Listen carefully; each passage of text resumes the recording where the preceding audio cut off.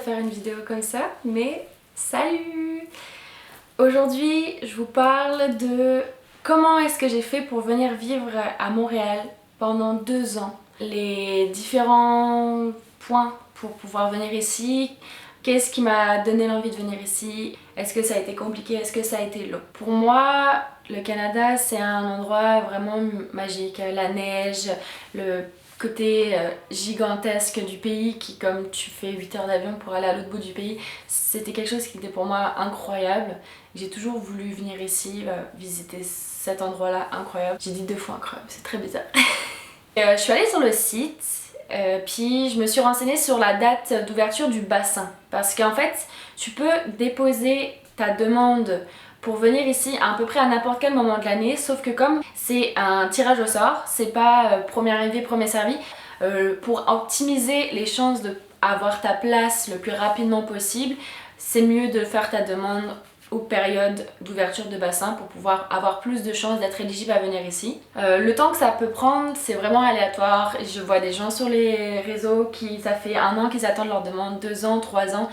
Et il y en a qui ont leur acceptation comme en 3-4 mois. Ils piochent dans la liste. Ils regardent pas forcément les dossiers. C'est vraiment pas par rapport à parce que tu as fait des études. Non, c'est vraiment au hasard.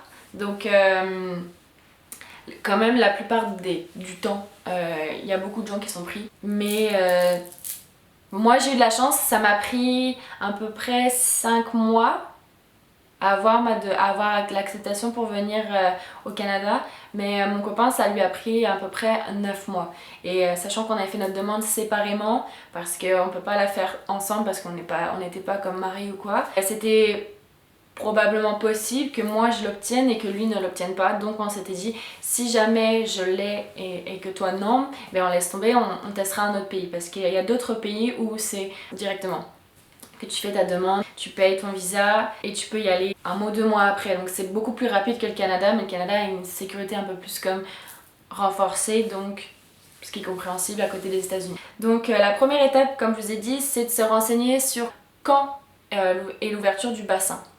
Donc le site d'immigration, il y a écrit à quel moment il faut commencer à envoyer les demandes. Il y a une page Facebook aussi PVT où tu peux avoir les informations directement dessus. Une fois que tu as fait ça, tu as 3 sortes de choix selon ce que tu veux faire. Tu as le PVT, donc qui est le permis vacances-travail. Ça te permet de venir dans l'endroit où tu veux aller, travailler ou ne pas travailler pendant le temps que le pays t'accepte. Donc ça c'est vraiment bien pour les personnes qui, admettons, veulent faire un grand road trip. Il faut avoir beaucoup d'argent de côté pour pouvoir prouver à l'immigration que tu as quelque chose sur toi. C'est-à-dire qu'au bout de 6 mois, si tu pars et que tu n'as toujours pas ton papier comme quoi tu travailles quelque part, ils vont t'envoyer une lettre pour te demander est-ce que tu travailles, et si tu travailles pas, prouve-moi que tu as encore de l'argent sur ton compte. Il y a comme le PVT, il y a le permis jeune pro et il y a le permis stage coop international. C'est 3 catégories différentes. Je vais vous mettre dans la barre d'infos toutes les informations et les différentes caractéristiques entre les 3 pour que vous puissiez choisir et voir qu'est-ce qui vous correspond le mieux pour vous. Je dis vous, mais des fois je dis tu, hein. Je sais plus, hein. Mais c'est pas grave. Je vais continuer à dire tu, puis des fois ça sera vous. Après, en gros, une fois que tu as fait ta demande pour pouvoir venir, mettons au Canada, sur le site d'immigration, dans la catégorie que tu as choisie. Je vais beaucoup parler par rapport au PVT, c'est plus comme ce que j'ai fait. Je peux pas parler trop des autres catégories parce que j'en sais rien, parce que je l'ai pas fait. Mais une fois que tu as envoyé ta demande, tu dois attendre de recevoir une invitation à faire ta demande de visa, de permis de travail. Donc, une fois que tu as fait ça, une fois que tu as envoyé ton dossier et que tu attends, ça peut prendre vraiment longtemps. Comme je t'ai dit, ça peut prendre 1 mois, comme 1 an, comme 2 ans, comme 3 ans. C'est très aléatoire. Au début ça fait vraiment peur parce que tu vois sur Facebook que y a certaines personnes qui écrivent ah je l'ai eu, puis ça tu l'as pas et tu te demandes mais quand est-ce que moi je vais l'avoir, est-ce que je vais l'avoir, et ça c'est assez frustrant. Et quand t'as une idée de partir quelque part, je sais que c'est très dur psychologiquement de te dire que tu vas devoir rester encore dans ton pays en attendant d'avoir ta demande acceptée. C'est assez dur pour le moral parce que t'as peur de te dire que ça arrivera jamais, mais ça finit toujours par arriver. Même si ça prend du temps, tu l'auras, et courage pour ça. Mais une fois que t'as reçu ton mail, l'invitation plutôt, à pouvoir payer ton visa, t'as 10 jours pour accepter ou ne pas accepter. C'est important de checker tout le temps tes mails parce qu'ils t'envoient un mail comme quoi tu as eu un message sur le site de l'immigration. Donc tout se passe sur le site d'Immigration Canada. Mais il faut vraiment que tu regardes tout le temps tes emails parce que ça peut arriver que ça passe et que tu te rends pas compte. Et puis il y a beaucoup de gens qui n'ont pas eu leur visa parce que justement ils n'ont pas vu leur mail. Et ça c'est vraiment triste parce que après une fois que tu réponds pas au bout de 10 jours, ils donnent la place à quelqu'un d'autre. Donc si tu reçois ces fameux mails, tu as 10 jours pour y répondre. Et une fois que tu as répondu, tu as 20 jours pour pouvoir faire le paiement. Pour le Canada, de mon souvenir, c'était 180 ou 200 euros, je pense, le visa. C'est vraiment pas cher par rapport à l'opportunité que ça fait de pouvoir partir dans un autre pays. Bien sûr, il faut remplir le formulaire qui va avec, il y a des documents à fournir, évidemment, il faut avoir un passeport qui est valable, il faut des papiers importants qu'il faut demander certainement à la police pour vérifier que tu n'as pas de casier judiciaire. Et, je vais vraiment tout vous détailler dans la barre d'infos pour que vous puissiez vraiment faire les étapes dans l'ordre. Mais de toute manière, comme je disais, tout est expliqué sur le site, c'est mis à jour à chaque fois, donc il n'y a pas d'informations qui sont plus valables au jour d'aujourd'hui. Justement par rapport au fait que ça mette des choses à chaque jour, ils ont rajouté quelque chose que moi j'avais pas à faire, c'est les empreintes biométriques. En fait, une fois que tu as fait ton paiement et que après tu as reçu ton visa, donc il te dit que comme quoi tu vas pouvoir partir au Canada, tu dois aller faire des empreintes biométriques dans les 30 jours. C'est des choses que moi j'avais pas à faire. Il faut aller faire ça au centre de réception des demandes de visa du Canada. Je sais pas où est-ce que c'est exactement, mais il doit y en avoir à peu près dans toutes les grandes villes, je pense. Et puis c'est ça. C'est vraiment basique comme ça. C'est sûr que de la manière de comment je l'explique, c'est assez vague, je l'ai pas comme beaucoup détaillé. Puis comme je dis, je vais mettre tout en bas dans la barre d'infos, il y aura vraiment écrit les détails. Ce qui est bien avec PVT, c'est qu'ils sont des partenariats avec différentes firme, on va dire comme ça, je pense.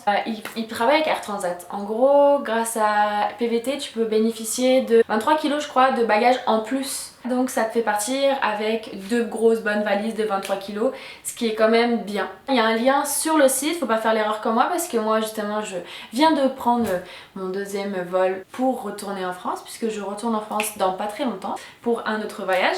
Mais comme c'est mon retour, j'avais le droit à cette fameuse valise. Je ne suis pas retournée sur le site. Il y a vraiment un lien où il faut cliquer dessus et ça te dirige directement sur la page Air Transat où là tu as comme un code qui se crée puis ça te fait gagner 23 kilos en plus.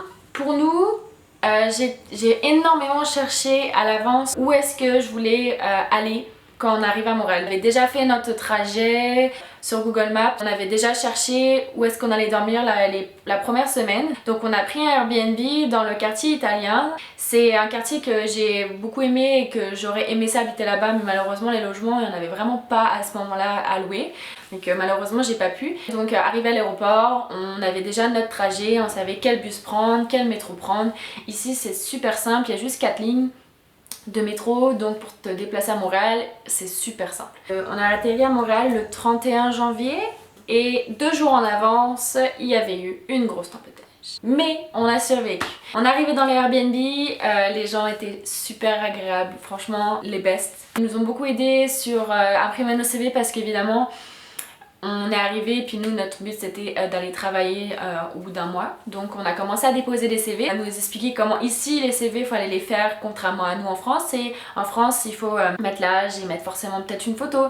Ici ils s'en foutent de ta photo et ils s'en foutent de ton âge. T'es pas obligé de le mettre dessus en vrai. Ici je pense que tu peux travailler beaucoup plus tôt qu'en France, donc il y a moins de restrictions par rapport à ça. Ils nous ont beaucoup aidés pour visiter Montréal, pour aller, mettons, faire nos papiers pour travailler, parce que quand tu arrives, il faut que tu ailles dans un centre, aller voir la dame, va te donner des infos, puis elle va te donner un papier qui t'autorise à travailler en fait. On est arrivé à la période où c'était la période un peu creuse. Janvier et février, c'est pas la meilleure période pour trouver du travail. Donc ça a été un peu stressant pour nos débuts, mais tu sais, on avait des économies, donc on n'était pas non plus comme si on n'allait pas pouvoir vivre pendant 4 mois sans rien. Mais c'était quand même une volonté, on était comme ok, mais on aimerait ça travailler assez rapidement pour pouvoir vraiment rentrer dans la vie active. Moi j'ai trouvé ma première job dans une boulangerie française. C'est un hasard parce que honnêtement je savais pas que c'est une entreprise française. Ça s'appelait Mamie Clafoutis. Il y a quelques boutiques dans Montréal. Si quelqu'un se demande si les croissants sont pas bons, honnêtement je vois pas trop de différence, ça dépend où on va. Ici ils demandent pas de contrat de travail, t'arrives, tu fais ton entretien, puis ils te disent ok tu commences cette date là. La seule chose que tu dois donner c'est ton bordereau de chèque. Quand t'arrives évidemment tu vas faire ton compte, tu vas trouver ta banque et tu vas te faire ton compte. Puis une fois que t'as ton compte, bah, t'as accès à tes cartes et t'as un papier pour justement que ton travail t'envoie ton argent. Donc ils te demandent ce fameux papier là et c'est tout. Après tu commences ton travail, il n'y a pas de contrat, tu peux partir du jour au lendemain. Prévenir c'est toujours mieux, mais tu peux quand même avoir la possibilité de quitter ta job si jamais tu es dans une job pourrie puis que la personne, ton employeur est désagréable, et ben tu peux partir demain, tu n'auras pas de problème par rapport à ça, tu as le droit. Pour ce qui est des vêtements, nous on avait juste comme acheté quelques vêtements avant de partir parce que ici les sous-vêtements thermiques sont un peu plus chers, donc on était allé à Decathlon pour acheter quelques sous-vêtements thermiques, des écharpes, des bonnets, des gants. D'ailleurs un Decathlon est ouvert à Montréal ou en dehors de Montréal, donc ça c'est vraiment cool. Mais la seule chose où j'avais froid c'était les mains parce que j'étais souvent en train de sortir mes mains de mes poches ou de mes gants, texter ma mère, appeler ma mère en FaceTime, faire des photos, donc j'avais les doigts gelés très souvent. J'avais un iPhone 6S et le froid ça marche pas du tout. Quand il faisait moins 15 tu le sortais 2 minutes et puis il frisait direct, il bloquait puis s'éteignait. Et puis quand tu rentrais à la maison tu le laissais un peu se réchauffer, il se rallumait et puis il avait 30%. Combien d'argent on avait pris de côté pour être ici, pour être tranquille? Honnêtement on avait juste 9 000 € à deux, donc ça faisait 15 000 $ avec le change et puis c'est largement suffisant. On vivait vraiment comme des rois quand on arrivait. Mais si tu pars en mode économie, tu peux vraiment rester un moment sans perdre beaucoup d'argent, donc c'est quand même bien parce que moi mon logement que j'ai là en ce moment c'est un logement à 700 $ par mois. Il y a tout qui est compris, le chauffage, l'électricité, mais l'eau puisqu'elle est gratuite et c'est vraiment pas cher. À deux ça fait 350 chacun, c'est très facile de pouvoir gérer ça. C'est vraiment différent par rapport à la France pour les logements. Il y a beaucoup de gens qui sont stressés par rapport à ça, je le sais, mais moi-même j'étais stressée en arrivant, je pensais que ça allait être compliqué mais au final pas du tout. Le Bon Coin, ça s'appelle Kijiji, c'est un site comme le Bon Coin mais à la québécoise. Je suis allée chercher beaucoup sur ce site là ou sur Marketplace sur Facebook. T'as juste comme à contacter le propriétaire et aller le voir, il te rend compte puis genre 2 jours après j'étais dans l'appartement, c'était trop rapide. Il y en a certains qui vont peut-être te demander une enquête de crédit, genre vérifier si t'as déjà payé des choses avec ta carte de crédit puis que t'as des antécédents puis que tu es capable de payer des choses, mais comme t'es nouvelle arrivant bah t'as pas ça, donc s'il y en a qui te demandent ça malheureusement tu peux pas le prouver puisque tu viens juste d'arriver et nous on a eu de la chance. On ne l'a pas demandé, donc on a eu un logement super rapidement, c'était super simple quoi. Les propriétaires super accueillants, ils nous ont aidés, ils nous ont prêté des meubles, etc. C'est vraiment agréable d'arriver dans un pays où les gens sont tellement chaleureux, puis t'ouvres les portes partout, puis ils sont toujours là à t'aider. Et c'est pas une rumeur, genre les Québécois sont vraiment gentils. Ça fait chaud au cœur parce que quand t'arrives, t'es comme dépaysé, tu connais personne. Puis moi ça va, je suis partie avec quelqu'un, mais tu sais, les gens qui partent tout seuls, ça peut être encore plus dur pour le moral. Et au final quand t'arrives et tu vois que les gens sont super accueillants et ouverts à t'aider, ben au final t'es rassuré, puis les meilleures choses se passent pour toi au final parce que bah, comme tu te sens bien, bah, tu t'entreprends les choses naturellement comme si t'étais dans ton pays, alors qu'au final c'est tout nouveau pour toi et puis tout se passe bien, donc c'est vraiment cool pour ça. La nourriture ici c'est quand même un peu plus cher qu'en France, surtout si t'es un amateur de fromage, ça va être compliqué pour toi de manger ça ici, ou très peu parce que c'est cher. La nourriture est vraiment plus chère, les fruits, les légumes, tout ce qui est alimentaire en fait va être beaucoup plus cher. Et contrairement à nous en France où les taxes sont incluses dans le prix, ici les taxes ne sont pas incluses dans les prix. Matières premières alimentaires comme nécessaires pour ton alimentation ne va pas être taxée, mais les choses qui ne vont pas être nécessaires dans ton alimentation, qui vont être comme des plaisirs, comme des gâteaux ou autres gourmandises, vont être taxées. Pareil pour les vêtements, donc tu paieras jamais le prix qui est affiché sur l'étiquette. Il y aura toujours un prix qui sera ajouté au moment de la caisse. Donc ça c'était aussi quelque chose qui était assez perturbant pour nous parce que on ne savait vraiment jamais à combien notre facture allait être à la fin. Et je vais mettre tout ça dans la barre d'infos pour que vous puissiez tous avoir accès à ces informations là. N'hésitez pas à mettre des commentaires si jamais vous avez des questions, si jamais vous êtes déjà parti au Canada, comment vous avez vécu votre expérience, quelle ville vous êtes allé, parce qu'au final on peut choisir où on va au Canada, t'as le choix dans tout le Canada, donc ça se trouve, t'es peut-être allé à Vancouver et moi je suis à Montréal, peut-être qu'il y en a certains qui sont allés à Toronto. Tu sais, c'est toujours agréable de savoir où est-ce que t'es allé voyager au Canada, sachant que c'est tellement grand, puis le paysage est entièrement différent à chaque endroit. Ça me fait vraiment plaisir de faire cette vidéo-là parce que je sais que j'ai beaucoup de gens autour de moi qui aimeraient ça voyager, puis qui savent pas trop comment faire ou qui ont juste comme peur de se lancer. Mais n'hésitez pas à vous lancer, honnêtement, c'est la meilleure chose que j'ai faite. Et que je suis super fière de moi par rapport à ça, de me dire que j'ai réussi à ça, puis je pense que n'importe qui est capable de faire ça. Faut juste comme se donner le courage. La distance, la famille, c'est pas facile, mais au final, je les appelle à chaque jour sur FaceTime. Donc au final, on se voit tout le temps.